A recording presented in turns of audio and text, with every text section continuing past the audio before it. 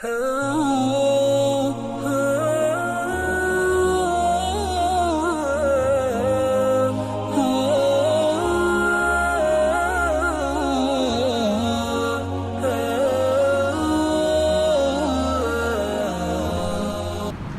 بالله من الشيطان الرجيم. بسم الله الرحمن الرحيم. وأنهم ظنوا كما ظننتم أن لن يبعث الله أحدا وأنا لمسنا السماء فوجدناها ملئت حرسا وشديدا وشهبا وأنا كنا نقعد منها مقاعد للسمع فمن يستمع الآن يجد له شهابا رصدا وَأَنَّا لَا نَدْرِي أَشَرٌّ أُرِيدَ بِمَنْ فِي الْأَرْضِ أَمْ أَرَادَ بِهِمْ رَبُّهُمْ رَشَدًا وَأَنَّا مِنَّا الصَّالِحُونَ وَمِنَّا دُونَ ذَلِكَ كُنَّا طَرَائِقَ قِدَدًا. شروع کرتا ہوں اللہ رب العالمین کے نام سے جو بڑا مہربان نہایت رحم کرنے والا ہے. عزیز سامعین کرام، پچھلے دنوں آپ حضرات کے سامنے سورہ جن کا ترجمہ اور تفسیر چل رہا تھا. چنانچہ سورہ جن کے شان نزول کے طور پر واقعات جو کہ احادیث میں بیان کیے گئے ہیں وہ آپ کے سامنے ذکر کیے گئے ہیں.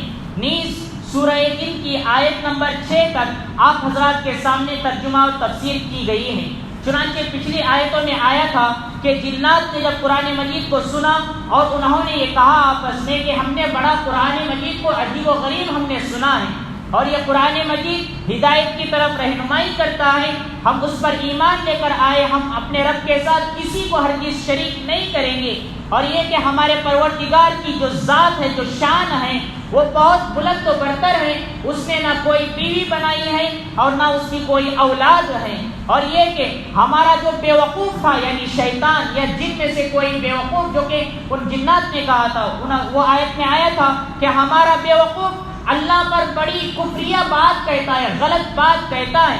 اور ہم یہ گمان کرتے تھے، ہمارا خیال یہ تھا کہ انسان اور جنات اللہ پر ہرگز جھوٹ نہیں بولیں گے، کبھی ہرگز جھوٹ نہیں بولیں گے.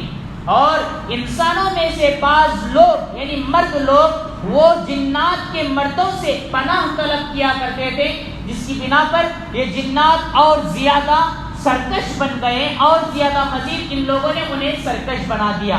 اس آیت کے تفسیر میں آپ کو بتایا گیا ہے کہ کس طرح سے زمانہ جاہلیت میں صحرا، بیابان، جنگل وغیرہ میں جانے کے بعد وہاں پر جنات سے وہ مرد لوگ پناہ طلب کیا کرتے تھے، لیکن نبی کریم صلی اللہ علیہ وسلم نے منع کیا اس چیز کو اور کہا کہ جنات سے پناہ نہیں مانگی جائے گی، بلکہ پناہ میں جایا جائے گا تو وہ پروردگار عالم یعنی محمد صلی اللہ علیہ وسلم کے رب کے پناہ میں جایا جائے گا. مزید آگے اللہ رب العالمین ان جنات نے جو جانے کے بعد اپنے لوگوں سے، اپنے قوم سے جو انہوں نے تذکرہ کیا، آگے انہی کا بیان اللہ رب العالمین کر رہا ہے. چنانچہ اللہ کا بیان ہے، اللہ کا فرمان ہے وَأَنَّهُمْ ظَنُّوا كَمَا ظَنَنْتُمْ أَن لَّن يَبْعَثَ اللَّهُ أَحَدًا. اور یہ کہ ان انسانوں نے ویسے ہی گمان کیا جیسا کہ تم گمان کرتے ہو. ان لوگوں نے بھی وہی خیال کیا جیسا کہ اے جنات تم خیال کرتے ہو أَلَّن يَبْعَثَ اللَّهُ أَحَدًا کہ اللہ رب العالمین ہرگز کسی کو نہیں بھیجے گا. یعنی جس طرح کے جنات انسان یعنی کافر لوگ، مشرک لوگ یہ سوچتے تھے کہ کوئی نبی ہمارے پاس آئے گا نہیں، کوئی ہدایت کے لیے ہمارے پاس نہیں آئے گا. تو جنات میں بھی ایسے ہی سوچ رکھتے تھے، وہ بھی یہی سوچتے تھے کہ اب کوئی ہمارے پاس رہنمائی کرنے والا نہیں آئے گا. پہلا ترجمہ مفسرین نے یہ کیا ہے. دوسرا ترجمہ مفسرین نے اس کا یہ کیا ہے أَلَّن يَبْعَثَ اللَّهُ أَحَدًا کہ اللہ ہرگز ہم کو دوبارہ نہیں اٹھائے گا. جس طرح سے کافر لوگ کہتے تھے مرنے کے بعد دوبارہ ہم کو نہیں اٹھایا جائے گا، تو جنات بھی یہی سوچا کرتے تھے کہ مرنے کے بعد ہم کو دوبارہ زندہ نہیں کیا جائے گا. ان کا بھی یہی عقیدہ تھا. تو ان لوگوں نے وہی کیا کہ ان کہا کہ یہ جس طرح سے تم لوگ گمان کیا کرتے ہو ایسے ہی ان لوگوں نے بھی گمان کیا کہ اللہ ہرگز کسی کو دوبارہ نہیں اٹھائے گا، یا پھر دوسرا ترجمہ اللہ ہرگز کسی کو نہیں بھیجے گا. اب آگے یہ لوگ کہتے ہیں وَأَنَّا لَمَسْنَا السَّمَاءَ اور یقیناً بات یہ ہے کہ ہم نے آسمان کو ٹٹول کر کے دیکھا. ہم نے آسمان کو ٹٹول کر کے دیکھا فوجدناها ملئت حرسا شدیدا وشہبا، تو ہم نے اس کو بہت زیادہ سخت ترین چوکیداری میں پایا.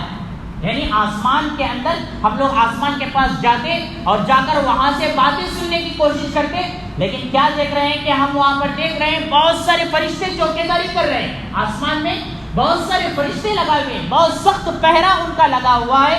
وہ شہبا، اور آگ کے شعلے وہاں پر بھرے ہوئے ہیں. یعنی آسمان میں آگ کے شعلوں کو اللہ رب العالمین نے لگا دیا ہے.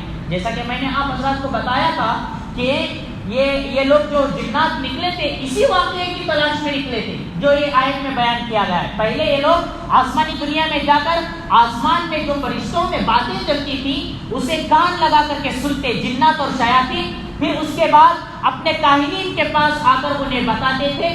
پھر یہ لوگ کیا کرتے، اپنی طرف سے جھوٹ وغیرہ ملا کر کے لوگوں کو پیش کرتے تھے، جو ان میں سے بعض باتیں صحیح ہو جاتی تھی، بعض باتیں غلط ہو جاتی تھی. لیکن جب نبی کریم صلی اللہ علیہ وسلم کو بھیجا گیا تو یہ جنات کا اور شیاطین کا آسمان پر جانا بند ہو گیا، کان لگا کر کے سننا وہاں پر بند ہو گیا. جب یہ لوگ وہاں پر سننے کے لیے گئے، دیکھا کہ فرشتے وہاں پر بہت بڑا پہرا ہے، بہت ساری چیزیں وہاں پر رکھی گئی ہیں، اور اسی طرح آگ کے شعلے وہاں پر لگا دیے گئے ہیں. جیسا کہ آپ کو بتایا گیا کہ جب یہ سننے کے لیے آج بھی اگر کوئی جنات یا شیطان آسمانی دنیا میں یہ خبریں سننے کے لیے جاتا ہے تو اللہ کی طرف سے وہ آگ کے شعلے اس پر پھینک دیے جاتے ہیں جو کہ ستاروں سے نکلتے ہیں، یا بعض ستارے ہی اللہ نے ایسے بنائے ہیں جو کہ ان پر نکل کر کے آ کر پڑتے ہیں، جس کی وجہ سے وہ جل جاتے ہیں. عزیزان محترم، یہ اللہ نے سسٹم بنایا ہے نبی کریم صلی اللہ علیہ وسلم کے دنیا میں بھیجے جانے کے بعد. چنانچہ انہوں نے وہی کہا، ہم نے آسمان کو ٹٹول کر دیکھا تو وہاں پر سخت پہرا اور چوکیداری ہے، اور نیز یہ کہ آگ کے شعلوں کو وہاں پر لگا دیا گیا ہے.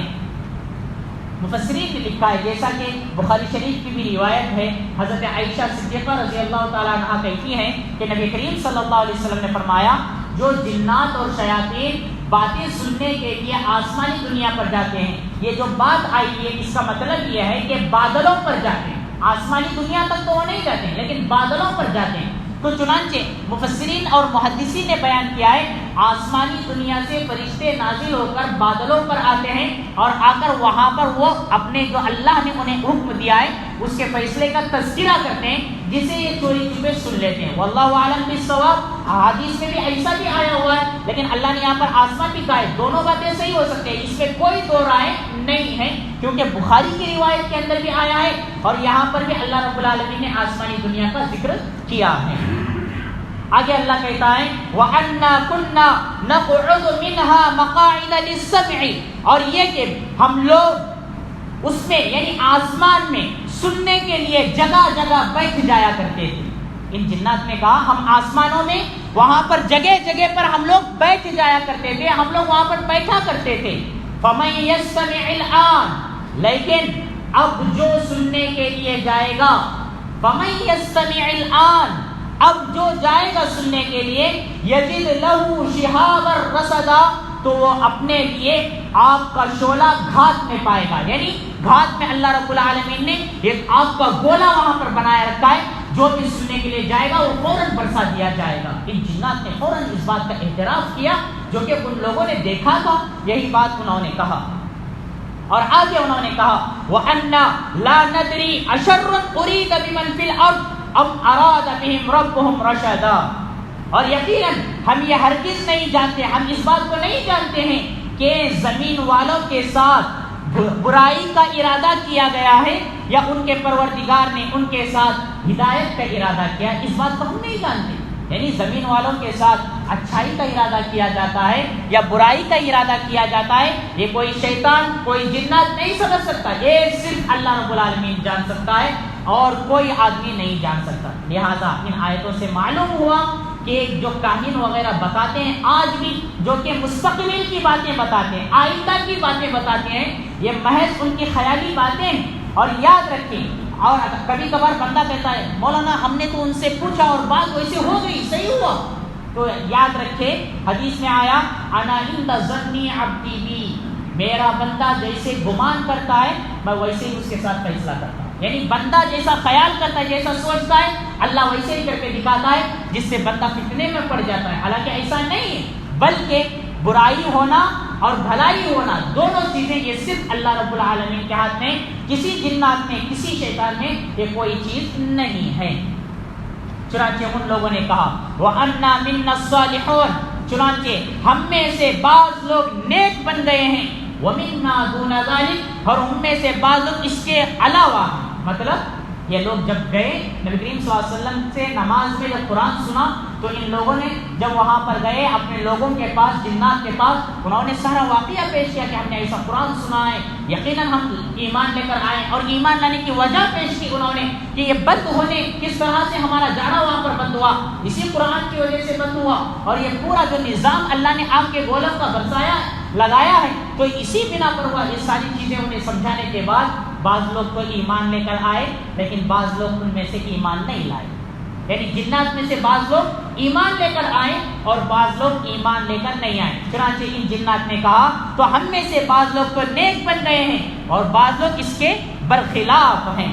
کنّا طرائق قددا، یقیناً ہم لوگ الگ الگ مختلف راستوں میں بٹے ہوئے، ہم لوگ الگ الگ مختلف راستوں میں بٹے ہوئے۔ عزیزان محترم، مفسرین نے بیان کیا ہے جنات میں جس طرح سے جنات میں انسانوں میں جس طرح سے کافر ہے، مشرک ہے اور مجوسی ہے، عیسائی ہے، نصرانی ہے، یہودی ہے، اسی طرح سے جنات میں بھی ہیں۔ جنات میں بھی کافر بھی ہیں، مسلمان بھی ہیں، مجوسی بھی ہیں، یہودی اور نصرانی بھی ہیں۔ چنانچہ ہر طرح کے مذہب ان کے اندر بھی پائے جاتے ہیں، کیونکہ یہ سیم ایسے ہی ہیں جس طرح کے انسان ہیں، بشرطے کہ انسانوں کی نگاہ کو وہ مخلوق نظر نہیں آتی ہے، بلکہ اللہ نے ان کے اندر طاقت زیادہ رکھی ہے، یہ اور بات ہے۔ ورنہ تو جس طرح سے انسانوں کے ساتھ حساب و کتاب کیا جائے گا، جنات کے ساتھ بھی حساب کتاب کیا جائے گا۔ عزیزان محترم، یہاں تک کہ آیتوں میں آپ حضرات کے سامنے جنات کا جو وہ آپس میں مناقشہ ہوا تھا، ان لوگوں نے جو بتایا تھا اس کا تذکرہ یہاں پر آیا ہے۔ مزید آگے کی آیتوں میں اللہ رب العالمین نے بہت زیادہ ان کا وحی، ان کی گفتگو کو بیان کیا ہے۔ چنانچہ اللہ سے دعا کریں کہ اللہ تعالیٰ مجھے اور آپ کو ان ساری آیتوں کو اچھی طرح سے سمجھ کر کے اس پر عمل کرنے کی توفیق عطا فرمائے۔ بقیہ انشاءاللہ آئندہ کریں۔